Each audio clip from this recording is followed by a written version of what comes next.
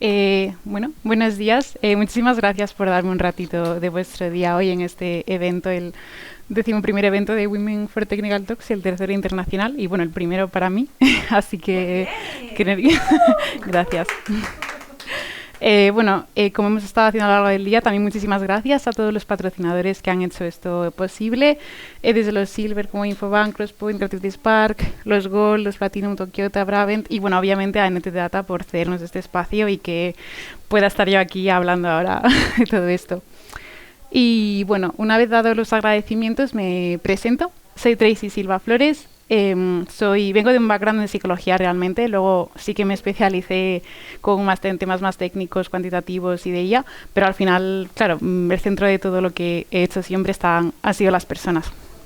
Entonces, por eso he decidido hoy hablar de un tema un poco distinto probablemente a lo que hemos estado viendo hoy, pero que he visto que sí que tocan otras charlas que ya ha habido, así que genial. Esta es la charla de hoy, pues que la IA siento que necesita más psicología y cómo diseñar tecnología para humanos. Quería empezar con esta estadística, que es 95%, y esto es una estadística del año pasado de MIT, de que el 95% de las iniciativas que hubo de IA, de las inversiones que hubo en IA en empresas, no obtuvieron el retorno esperado. Es decir, hubo millones y millones de dólares que no se recuperaron como esperaba y que no produjeron los beneficios que esperaban. Y es una cifra muy grande para un momento en el que estamos con modelos superpotentes, las capacidades súper avanzadas. Entonces, es un poco raro que haya un porcentaje tan grande, ¿no? Entonces nos podemos preguntar qué es lo que está fallando para que de repente toda esta nueva tecnología y esta nueva IA no esté produciendo este beneficio esperado. Obviamente es un tema súper complejo. Estos temas, desde la infraestructura, costes, datos, gobernanza, licencias, es parte de la respuesta completamente. Pero hoy yo vengo a hablar de otro lado, del otro tipo de problema que también afecta a esto, que son factores humanos, que son cosas como la confianza, la adopción, la supervisión, la resistencia, la percepción de valor, muchas cosas que no se tienen en cuenta mucho cuando estamos hablando de este tipo de problemas y este tipo de sistemas nuevos.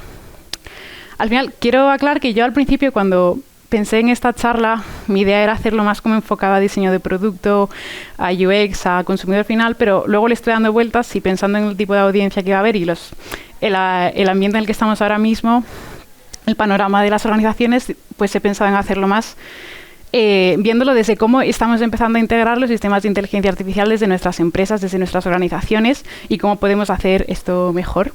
Pero bueno, que al final son dos temas que se lo apagan un poco. Así que bueno, quiero empezar hablando del tecnosolucionismo un poco, o solucionismo tecnológico, que básicamente es la creencia de que solo con la tecnología basta para resolver todos los problemas, que más tecnología, mejor tecnología va a ser suficiente para pues que sea todo perfecto y demás, pero obviamente sabemos que no es el caso, pero es como un poco este patrón que estamos viendo en empresas de, bueno, si añadimos mucha IA, mucha tecnología, va a ser todo perfecto y ya está, no hay que preocuparnos de nada más. Pero claro, es que nos estamos olvidando de parte del problema, porque cuando tenemos este tipo de mindset, lo que estamos haciendo es poner mucho el foco en la parte técnica, en los ordenadores, la infraestructura, las capacidades, pero nos estamos olvidando de una parte muy importante que somos nosotros. Al final estos sistemas no funcionan si la persona que los está utilizando no los utiliza correctamente o en su máximo provecho. Entonces, bueno. Por tanto, a día de hoy muchos de los problemas, que no todos, pero muchos más difíciles de la IA, ya no son problemas tanto tecnológicos o de inteligencia artificial, sino que son más problemas humanos. Al final, hasta hace nada, pues lo que estábamos construyendo siempre eran simplemente herramientas tecnológicas y ya está, las hacíamos, se las dábamos a las personas, las usaban y ya, pero ahora mismo estamos como en un cambio de paradigma tecnológico en el que diseñamos ya no solo herramientas, sino sistemas de humanos e IA que toman decisiones juntos, que trabajan juntos y que se influyen el uno al otro. Entonces, bueno, para ejemplificar un poco de cómo es esta influencia o cómo un mal diseño de este tipo de sistemas, no teniendo en cuenta a la gente, puede resultar en problemas, pues voy a hablar de unos ejemplos súper cotidianos, muy cercanos, que seguro que habréis visto de cerca. Así que bueno, empezaré con la calibración de la confianza. En inglés, trust calibration, que esto básicamente es el proceso por el cual nosotros vemos si confiamos en una herramienta o no, ¿vale? Vamos a hablar, por ejemplo, claro, eso es de cómo decides cuándo y cuánto confiar. Por ejemplo, hablamos si pensamos en ChatGPT, que que lo usamos seguro que muchos de aquí, es un sistema que hace que te responde siempre como súper seguro de todo lo que dice, como sin ningún lugar a duda. Y esto hace que tu calibración de confianza dependa del ensayo y del error, porque tú lo ves y dices, joder, esto está perfecto, obviamente le voy a creer. Entonces aquí hay un diseño intencional que está intentando hacer que tú confíes más, aunque el sistema realmente no tenga la capacidad que dice tener. Si lo comparamos, por ejemplo, con otras herramientas de IA que cuando te responden te dan una pequeña barrita sobre el nivel de confianza que tiene la respuesta, esto sí que te hace parar a lo mejor 2 veces a decir, vale, a lo mejor no debería confiar completamente en el output, debería comprobar cosas y al final esto es una decisión de diseño, ¿no? Es decir, vale, voy a calibrar mi confianza con ayuda del sistema y no solo eso a través de ensayo y error. Entonces, bueno, es que al final la calibración de confianza debe corresponderse con las capacidades reales que tenga un sistema. No deberíamos confiar en sistemas de IA que sabemos que no son deterministas creyendo que siempre van a hacerlo bien, porque realmente sabemos que no es el caso. Entonces, al final esto también es una decisión de diseño. Cuando implementamos nuevos sistemas de IA o tecnológicos, podemos ayudar a que esta calibración de confianza sea mejor o peor, perdón. Por ejemplo, puedo poner aquí otro ejemplo un poco más un distinto, pero que también tiene que ver con el anterior sobre calibrar correctamente la confianza, y es que imaginaros que estamos haciendo un agente para que nos ayude a tomar decisiones de negocio, ¿vale? Y estamos hablando de decisiones de negocio críticas, importantes, y tenemos 2 modelos del mismo agente que realmente utilizan el mismo modelo de IA, los mismos datos, pero nos responde de formas distintas. Por ejemplo, el agente A simplemente nos dice la mejor opción es el proveedor A y ya está con los datos que le metemos. Pero luego, ahora tenemos un agente B que responde un poco más, que seguramente usa más tokens, pero que te dice algo así como, según los datos disponibles, el proveedor A parece la opción más sólida, aunque hay incertidumbre en 2 variables que podría cambiar la respuesta. Como digo, usa más tokens, pero este lenguaje probabilístico no es un capricho de UX y ya, sino que es una ayuda para que la persona se detenga a pensar 2 veces en lo que tiene que hacer. Entonces, si estamos utilizando agentes para decisiones que son críticas de negocio, es más probable que el agente B nos ayude más para que la gente simplemente no delegue y no se fíe completamente de la respuesta que dé este sistema. Entonces, bueno, ¿qué pasa? Que con la calibración de confianza y demás, con cómo están diseñados muchos de los sistemas ahora, podemos caer en algo que se llama sesgo de automatización o automation bias en inglés, que es uno de los extremos del problema, que creo que además es uno de los un poco más problemático, y es cuando confiamos demasiado en una herramienta. Es decir, al final, cuando un sistema parece funcionar bien, de forma consistente, siempre nos suelen dar respuestas que suelen cuadrar, que suelen corresponderse con la realidad, pues acabamos dejando de supervisarlo, porque es como, bueno, casi siempre lo da bien, no voy a gastar recursos cognitivos. Y al final, es decir, esto no es un juicio a mal, es una realidad de que al final tenemos eficiencia cognitiva, nuestro cerebro, si puede no gastar esfuerzos, no los gastas, y si aprende que este sistema suele funcionar, pues va a decir, para adelante. Entonces, ¿qué pasa? Que aunque una herramienta funcione súper bien y a lo mejor acierte el 95% de las veces y dejemos de ya revisar y de supervisar, claro, por ejemplo, un médico que se dedique a revisar si una imagen diagnóstico pues es correcto o no, si da un diagnóstico o no. Si siempre funciona la máquina, a lo mejor hay un momento en el que ya deja de mirar con sus propios ojos, ¿no? Y dice, bueno, la máquina casi siempre funciona, ¿para qué lo voy a revisar? Pero claro, entonces, ¿qué pasa con ese 5% restante? Si estamos ante un tema bastante crítico e importante, ese 5% no puede ser algo que nos dé igual. Entonces hay que tener cuidado. Y bueno, esto no es solo un ejemplo ficticio, es una cosa que pasa. Estos solo son algunos titulares de empresas muy grandes que han tenido graves problemas por esto, porque se han fiado demasiado. Desde Deloitte, que ya ha tenido más de un caso de hacer un reporte con citas falsas creadas por IA, abogados en Nueva York que han utilizado casos falsos creados por ChatGPT, un artículo que se inventó todos los libros recomendados del verano, no existía ninguno. Y claro, esto es lo que pasa, literalmente el Chicago Sun-Times.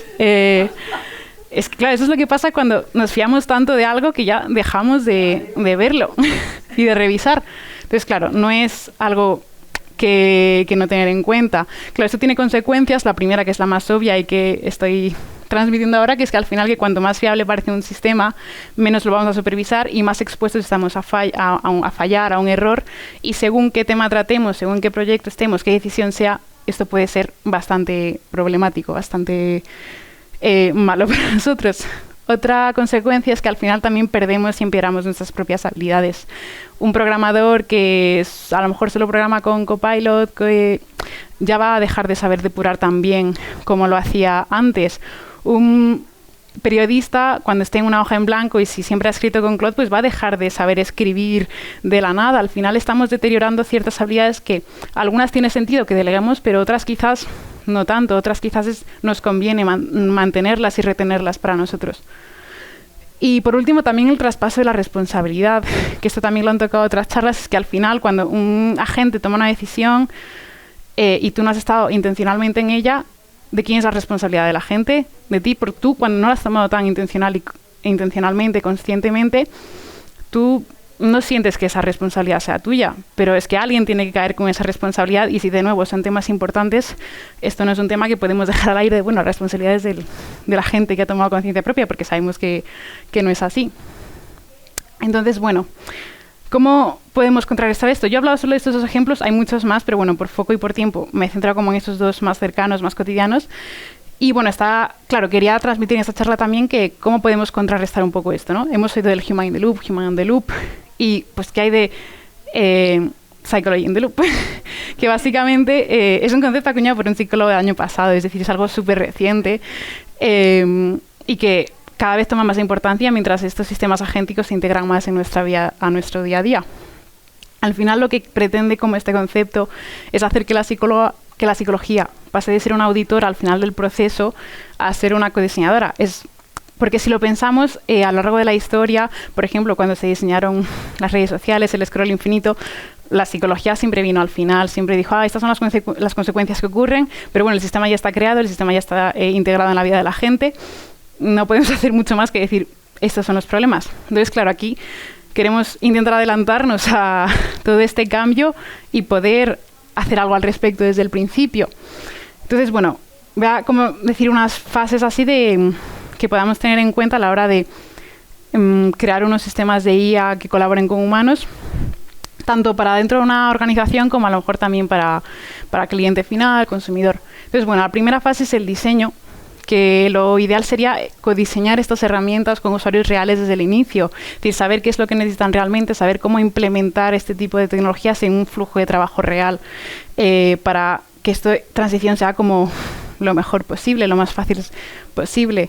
También añadir fricción intencional, donde mejorar la supervisión. Las decisiones más críticas no deberían ser tan rápidas y tan fáciles de hacer. Esto, un ejemplo súper claro, lo es GitHub, que para borrar un repositorio te hace 3 pasos de, bueno, primero que sí, quiero borrar el repositorio, he leído y entendido esto, y luego te hace escribir el nombre del repositorio, porque claro, es una decisión súper crítica y no quieren que esté solo a un clic de distancia. Y esto debería pasar también con agentes que toman decisiones que van a afectar a resultados e impacto de negocio importante. Entonces lo de la fricción intencional es clave y bueno, luego también idealmente, aunque es verdad que esto puede ser como muy ideal, estaría bien incluir expertos en comportamiento en equipos de diseños o al menos invertir en que el equipo se forme un poco más en esto y que no se creen herramientas sin tener en cuenta todo este lado más humano. Luego la fase de adopción. Una vez hemos diseñado una herramienta, con suerte con los usuarios reales, tomando en cuenta posibles consecuencias, ahora hay que hacer que la gente lo adopte, ¿no? Primero la forma en la que presentas una herramienta de IA es importante, porque no es lo mismo presentarla como aumentadora que como sustituta. Si la presentas como la IA va a hacer tu trabajo, esto genera reacciones de miedo, genera también una delegación mayor en las tareas que haga, entonces no es lo que queremos. En cambio, si lo presentamos como aumentadora, esto te va a ayudar, te va a liberar de la parte más mecánica o la parte menos crítica, pues es mucho mejor y esto va a activar más la curiosidad en la gente y más la disposición que decir esto te va a sustituir. Luego también ser transparente sobre sus limitaciones desde el principio. La idea no es vender que tu herramienta es perfecta y va a funcionar siempre, porque esto es peor, porque sabemos que las herramientas rara vez funcionan el 100% de las veces y esto no ayuda con la gestión de las expectativas. Es decir, si yo digo a mis empleados, usad esto que va a funcionar siempre y empieza a fallar, esto va a deteriorar mucho la confianza y la gente va a querer dejar de usarla porque, claro, me han vendido una cosa y luego ha resultado que no lo es. Y es mejor que la gente tenga en cuenta los errores que puede tener y eso, y las limitaciones, también para que estén más atentos a los fallos. Luego, dar control percibe al usuario. Al final también, si un agente, un sistema de IA, da una respuesta, lo ideal es que haya explicabilidad, perdón. Da igual que la respuesta sea técnicamente correcta, que el usuario no va a sentir control sobre ella si no sabe de dónde viene. No vale una descripción de esto es por lo que genérica de he decidido esto según los documentos que me has dado, ¿vale? Pero ¿qué documentos, qué parte? Es decir, necesito saber de dónde viene esa decisión para tomar conciencia sobre ella y saber si genuinamente está bien. Entonces, bueno, la explicabilidad es importante, la trazabilidad, el poder ir atrás y ver de dónde sale esa decisión y no solo la precisión. Y bueno, luego la gestión.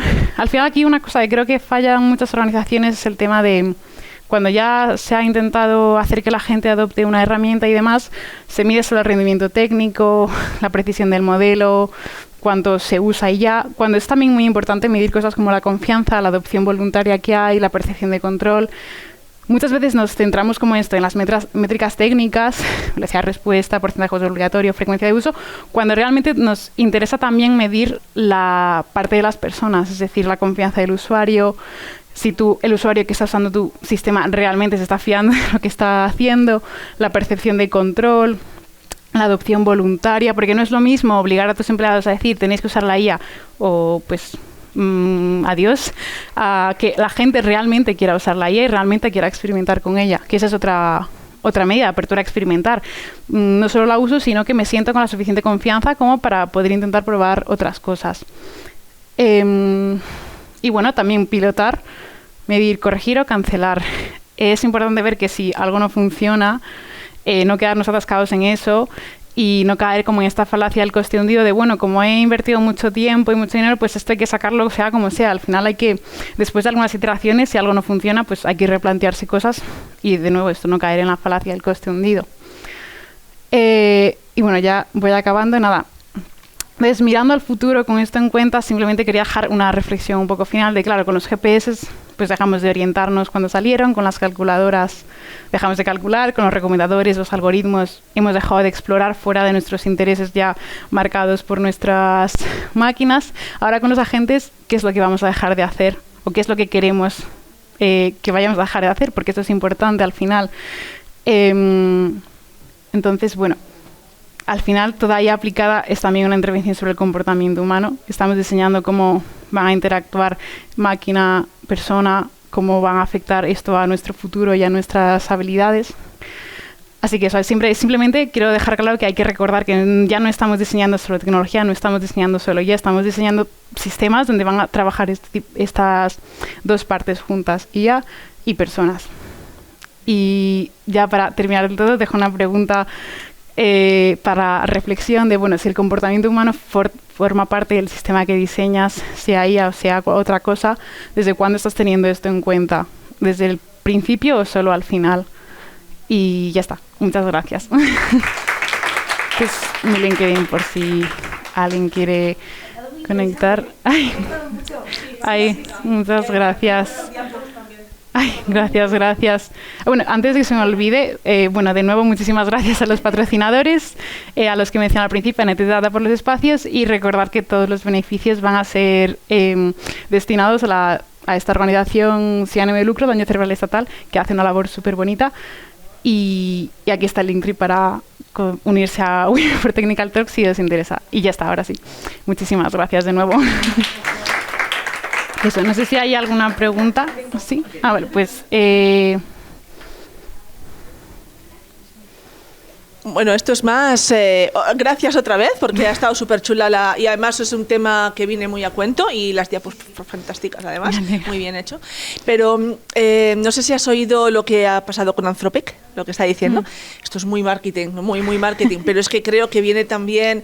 Es interesante saberlo porque lo que viene pasando es que según ellos su modelo ha alcanzado una fiabilidad tan enorme que ahora es prácticamente un agente supervisando el resto de los agentes sin ninguna supervisión humana, cero supervisión humana. Entonces lo que han hecho ha sido pedir a la gente que se pare, pedir a las empresas que paren el carro, que empiecen a pensar a ver a dónde quieren llegar con esto, ¿no? Vamos, que paren de desarrollar modelos, porque precisamente es lo que tú estabas contando, ¿qué es lo que vamos a dejar de hacer ahora que lleva la gente? Así yo también llevo pensando mucho tiempo, es eso precisamente, cómo...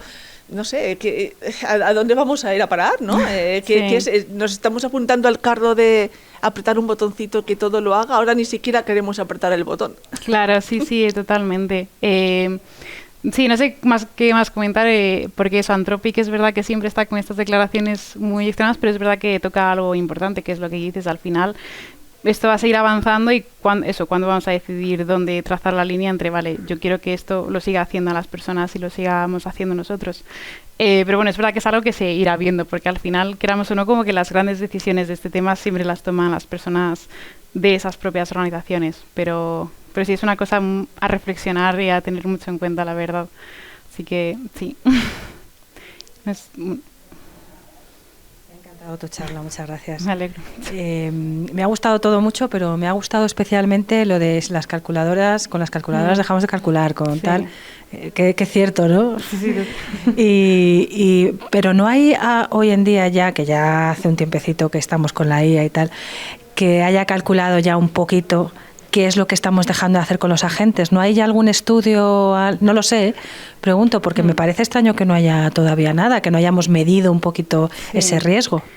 No sé si respondo a tu respuesta, pero sí que hay estudios ya de cómo cuánto dejamos de usar el cerebro cuando hacemos ciertas tareas porque las delegamos en la IA, que es verdad que si un ensayo lo haces tú solo versus ayudado con ChatGPT, por ejemplo, se ve que la gente que lo ha hecho con ChatGPT no se le ha activado tantas zonas del cerebro, no se acuerda de lo que ha escrito, no ha tenido tanto razonamiento intencional al respecto. Luego, sobre otras capacidades, como depende mucho del campo, no sabría decirte, pero vamos, sí que ya hay medidas de, vale, esto está teniendo un efecto en nuestro cerebro, en nuestro comportamiento, y sí, yo creo que van a seguir saliendo, la verdad, porque mientras más avance esto, más efectos y consecuencias tendrá, y yo creo que hay mucho interés en ver cómo está afectándonos. Así que sí, estaré atento también para ver qué sale. Sí. Muy condicionado por el tema de ser como superproductivos, ¿no? Sí, justo. O sea que, perdón.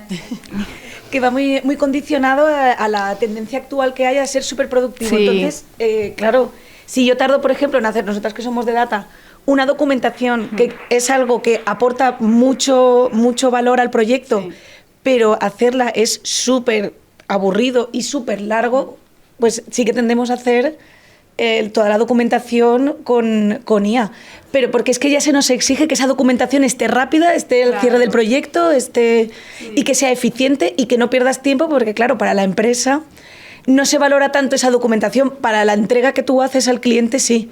Entonces esa exigencia también nos fuerza mucho a es que yo necesito hacerlo rápido con la IA. O sea, es un problema sistémico al final. Sí, es que yo creo que hay más cosas. Claro. Correcto. Sí, es decir, está en todas partes de, claro, como están obsesionados la IA tal y el tiempo, porque con la IA la vais a hacer 3 veces más rápido, de repente dejan de tener en cuenta esas cosas, y por eso hablaba al principio de eso del tecnosolucionismo, de que al final muchas organizaciones creen que más tecnología van a hacer todo mejor y qué más da lo todo, si lo demás, si la IA, la tecnología está avanzada. Te lo hace más rápido, vamos, totalmente, es decir, 100%.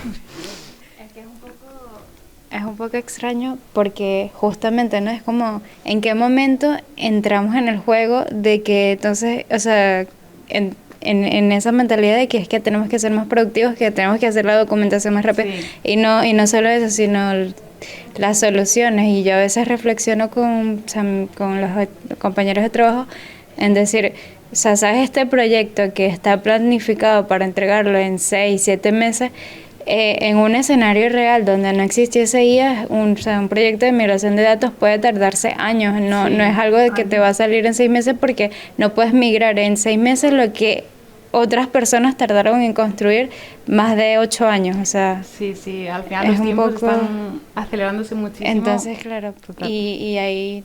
No sé, es un abismo para mí entrar en eso, pero hay cosas muy profundas. Sí. Yo sobre todo lo he notado con el tema de eso de la documentación. Es decir, claro, si tú tienes que escribir antes a mano 70 páginas de documento técnico, que sí que es verdad que, jolín, se da mucho valor. Nosotros, por ejemplo, en la empresa en la que estamos, dan mucha importancia al valor que entregamos al cliente. Pero sí que es verdad que es que no puedes escribir un documento técnico de 70 páginas en 2 días. Es que no se puede. Entonces, sí o sí, te tienes que ayudar. Entonces, el rol cambia. Ya pasas a... No lo estás escribiendo, sino que estás revisando lo que te ha escrito la IA. Entonces, el rol cambia, acortas el tiempo, pero yo es que, claro, lo veo, para mí, por lo menos en mi caso, lo veo súper útil en ese sentido. Y ahí sí que es verdad que, claro, no es que yo sienta que haya dejado de construir esa documentación, sino que algo que para mí es muy pesado, lo he delegado a la IA y me es mucho más fácil leer lo que me extrae que escribirlo yo de cero. Claro, sí, al final en muchos casos tiene mucho sentido y está aportando mucho valor. La cosa es eso, que si hay algún detalle que sí que sea crítico, de alguna forma como tenerlo en cuenta. Pero vamos, totalmente la IA ha ayudado en un montón claro, a mí de sí me cosas. dicen, no, tienes otro año más para escribir la documentación. Digo, jolín, pues venga, vale. Claro, claro, tienes que entregar con esa exigencia que hablamos ahora del ya, de la hora, de todo lo tecnológico. Que, por ejemplo, tenemos un compañero que dice, el que no usa la IA ya no es que sea una ventaja competitiva el que la usa, es que está en desventaja competitiva el que no. No, totalmente. Entonces se ha generado ahí también un entorno social. Claro, pero hay una presión ahí inminente. Sí. Pero también hay un punto importante, yo creo, con el tema de la IA, que Tracy, me ha encantado todo lo que has dicho. Y, o sea, el punto es que cuando dejamos de enfrentarnos a tareas que son pesadas, perdemos, o sea, baja la tolerancia a hacer una cosa que es pesado. Entonces, a mí me gusta mucho pensar que igual que se están promoviendo que la gente haga deporte, ahora de repente nos han llenado la ciudad de gimnasios y low cost y demás, tenemos que empezar a promover que se hagan actividades cognitivas. Porque lo que ha pasado con el deporte, y si vosotros veis patinete, la gente no camina, el coche, va a pasar con esto. Va a pasar con esto a nivel de funciones cognitivas y también a nivel de nuestro sistema emocional, va a perder resistencia a un montón de cosas. Y además, el tema de que se nos esté obligando a usar la IA para ser productivos genera también un tema que es una disociación de tu tarea del trabajo. Y disociarte del trabajo genera problemas mentales, de verdad, o sea, de salud mental en el entorno laboral. Entonces, creo que es bueno para todos nosotros que hagamos ejercicios cognitivos. O sea, enfréntate a una tarea que, venga, que yo que sé, de verdad, como de niños, haz una poesía. Bueno, pero inténtalo para seguir entrenando. Y que tratemos de conectar también y de sentir propiedad en lo que hacemos en el trabajo, porque si no, vamos desconectándonos, vamos perdiendo la propiedad de nuestra propio, o sea, de lo que generamos en el trabajo, y eso a la larga va dejando, erosiona. Sí, muchísimo. Fíjate los reels, la capacidad que nos ha dejado para enfocarnos en algo más tiempo que en 30 segundos que dura un vídeo o cosas así. Sí, pues igual va a pasar con todo esto, a que ya es que a veces yo sé que como hay que leer 100 hojas de documentación, ya yo sé que hay gente que pues a ver, es que estás obligado un poco por el entorno, nada, pues se lo metemos a una gente y le preguntamos. O sea, fijaros que es un tema, entonces si no nos forzamos nosotros mismos a después salir y leer algo, o sea, de verdad que nos va a pasar factura. Pensar que cuando yo estaba también en la carrera, ¿te acuerdas? Había un estudio sobre pues deterioro cognitivo que cogieron como un grupo de monjas y como ellas tenían tantísima actividad pues de estudiar y demás, estaban protegidas frente a lo que serían demencias y demás. O sea, vosotros pensad, tenemos una población súper envejecida y como no sigamos dándola al coco, lo que va a pasar es que somos súper vulnerables. Y esto va a pasar como con el tabaco, que todo el mundo fumaba hasta el médico. Pues lo que va a pasar es que veréis, 50 años después nos veremos todos de aquí. Sí, totalmente. Nah, yo solo quería decir esto que... Sí, de hecho, lo que me acaba de decir en el stand de... Lo siento, no me acuerdo del nombre. Daño cerebral estatal. Sí, pues lo que me acaban de contar es que precisamente, no lo sabía, los casos de ictus para el 2030 van a subir una barbaridad, más de lo que haya. Más joven, ¿eh? Y cada vez gente más joven. Sí. De hecho, cada vez nos damos cuenta de más ictus, muertes repentinas, un montón de cosas para gente más joven también. Yo lo vi mucho en los cursos de LinkedIn Learning, que aquí hay muchas que somos formadoras, que en su día hacíamos cursos y vídeos de X minutos y X palabras.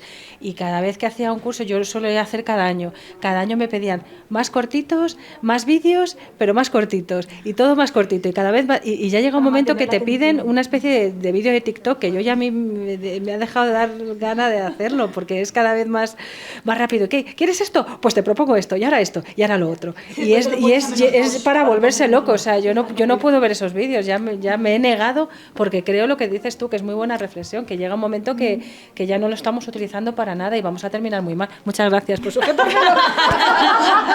Bueno, yo lo tenía en la mano.